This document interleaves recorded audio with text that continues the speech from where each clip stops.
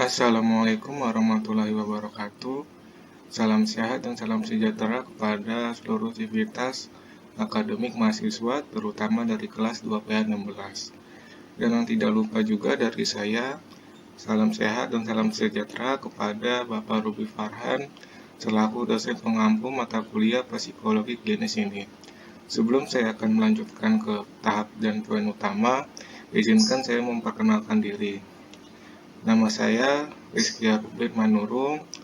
Saya dari kelas 2P16 dengan nomor INPN 11521641. Dan yang satu lagi izinkan saya untuk menyampaikan materi presentasi dalam bentuk tugas video yang akan saya share screen pada hari ini, yang dimana tugas tersebut sudah diberikan pada pertemuan kuliah sebelumnya, sehingga harus dituntaskan dan dipenuhi melalui tugas atau presentasi yang akan saya bawakan pada tahap ini. Nah, untuk judul dari tugas ini sendiri ada kelompok atau dengan tema lebih lengkap, yaitu kelompok dalam perilaku sosial.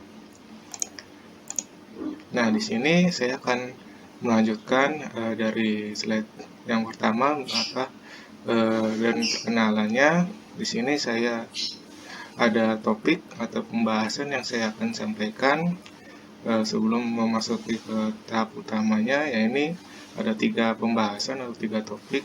Yang pertama ada pengertian kelompok menurut beberapa ahli. Yang kedua peran sosial, peran gender, dan kohesivitas kelompok. Yang terakhir ada social facilitator dan salah satu contoh kasusnya dalam bentuk organisasi maupun komunitas. Nah, di sini saya sudah merangkum ada beberapa pendapat ahli mengenai pengertian kelompok. Ahli yang pertama ada ahli yang bernama Mills pada tahun 1967. Dirinya menyampaikan kelompok adalah salah satu unit yang terdiri dari 2 orang atau lebih yang bekerja sama atau melakukan kontak untuk mencapai satu tujuan dan yang mempertimbangkan kerjasama di antara kelompok sebagai satu yang berarti. Ahli yang kedua berpendapat kelompok itu sekumpulan individu yang mempunyai hubungan antara anggota yang satu dengan yang lain yang membuat mereka saling tergantung dalam tingkatan tertentu. Dan untuk penyampaian pendapat pengertian kelompok ini dikemukakan oleh seorang ahli yang bernama Cartwright dan Zender pada tahun 1968. Nah, masih dengan pengertian kelompok menurut ahli, di sini ada 2 orang ahli dengan nama yang berbeda, namun tahunnya mungkin sama pada tahun 1959. Ahli yang pertama bernama Stockdale. Dirinya menyampaikan dan menjelaskan pengertian kelompok itu adalah salah satu sistem interaksi terbuka di mana pola interaksinya ditentukan oleh struktur sistem tersebut. Lalu ahli yang kedua bernama Sheriff. Dirinya menjelaskan pendapat kelompok adalah unit sosial yang ditandai sejumlah individu yang mempunyai status, hubungan peran, norma tertentu, yang semuanya itu mengatur tingkah laku anggota kelompok. Nah, di sini ada peran sosial atau dalam artian atau penjelasannya, yakni peran sosial adalah perilaku yang diharapkan dari seseorang yang menduduki status sosial tertentu dalam masyarakat. Peran sosial dalam masyarakat sangat ditentukan oleh status sosial yang dimilikinya. Jika status sosial seseorang sangat tinggi, maka akan semakin tinggi pula peran sosialnya dalam masyarakat, atau sebaliknya.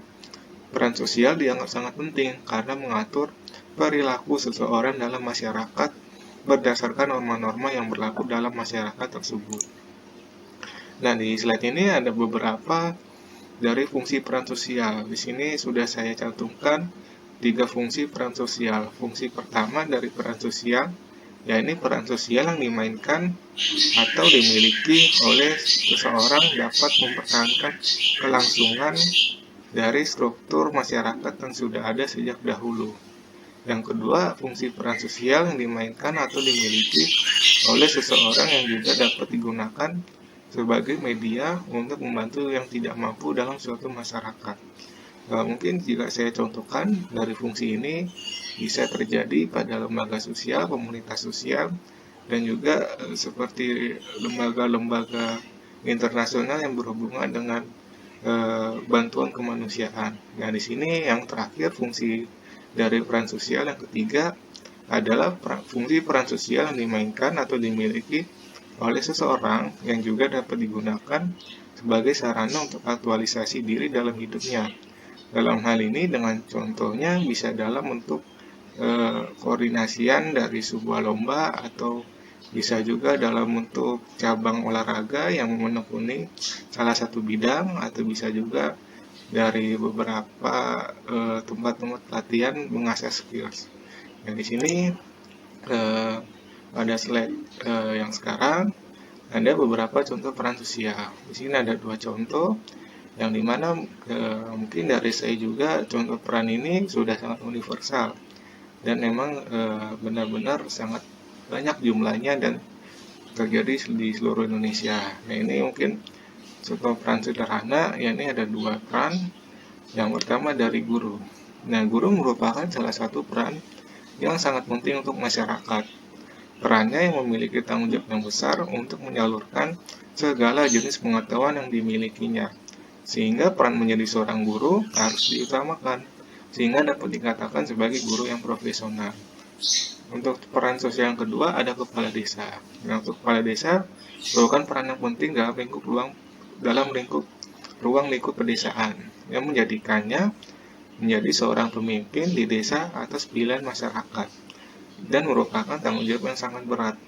Peran ini diambil berdasarkan pilihan seseorang dan merupakan peran kunci. Peran ini juga harus dilaksanakan dengan sebaik mungkin agar tidak terjadi konflik di lingkungan tersebut atas kepemimpinan yang dilaksanakan. Nah, di sini ada lanjutannya mengenai peran gender.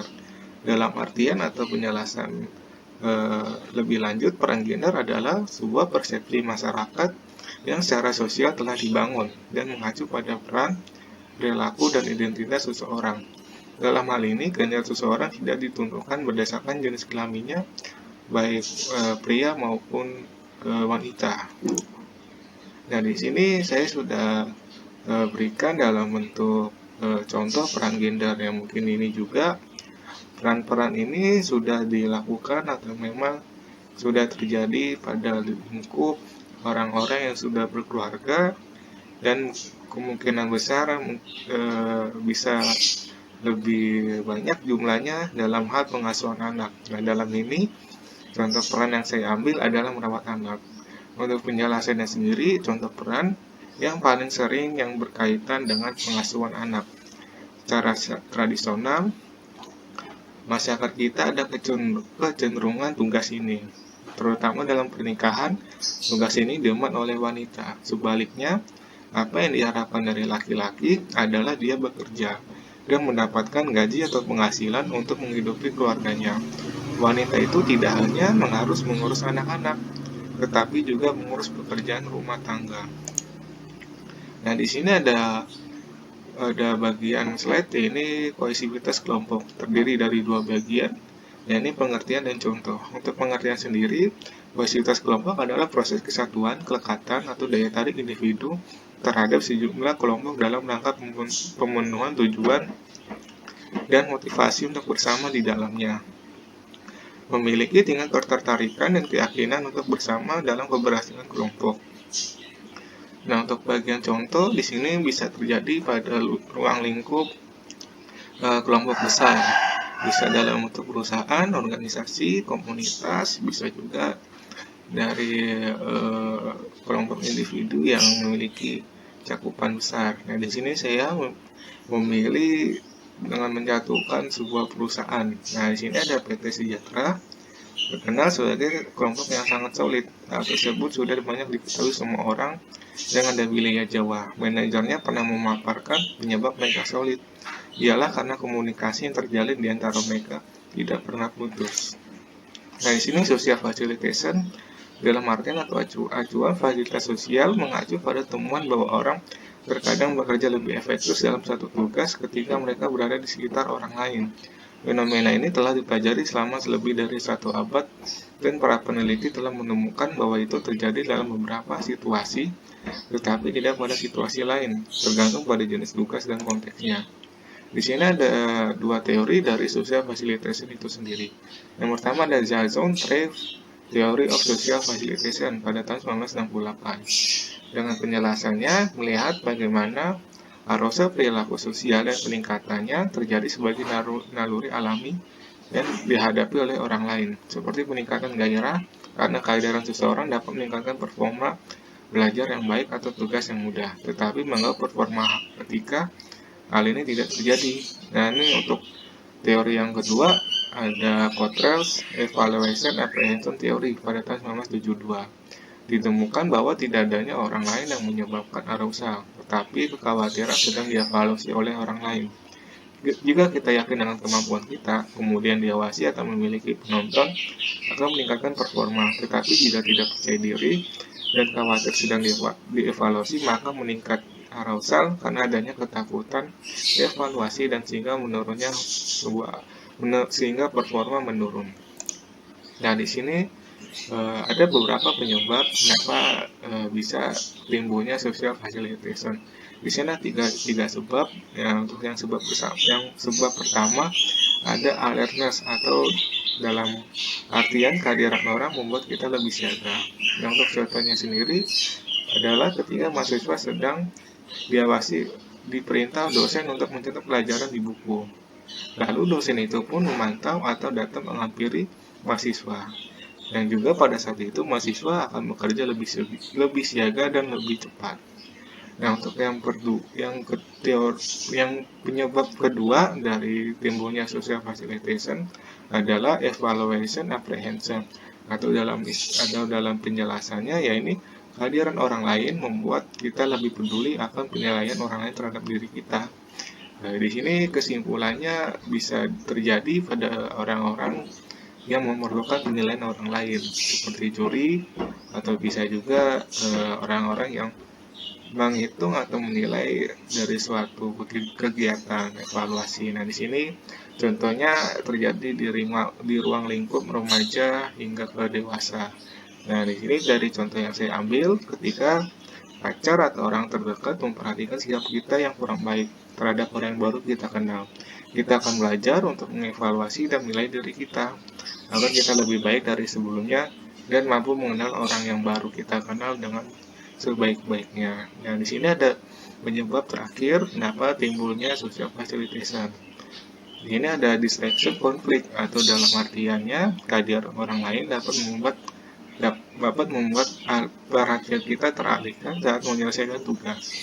Contohnya ketika kita sedang menyelesaikan tugas baik kuliah maupun tugas sekolah biasa di rumah, kemudian ada tamu yang datang atau seseorang yang datang, dia membuat fokus kita teralihkan dan menyebabkan apa yang sudah kita lakukan pada tugas itu menjadi terlupa dan bahkan tidak dikerjakan karena kedatangan tamu tersebut. Ya, mungkin cukup sekian video materi yang saya sampaikan hari ini. Jika video materi ini bisa menambah wawasan Anda dan bermanfaat, ilmunya bisa diterapkan atau bisa juga menjadi referensi Anda dalam keseharian untuk menilai orang-orang apakah cocok dengan materi yang kami sampaikan di kelas 2P16 dalam bentuk tugas ini. Dan juga apabila ada hal yang lain yang berkaitannya, mohon untuk disimak dengan sebijak-bijaknya. Nah, untuk kali ini sekian presentasi dari saya. Terima kasih. Wassalamualaikum warahmatullahi wabarakatuh. Saya lagi di rumah nih guys. Jangan lupa like, comment, and subscribe.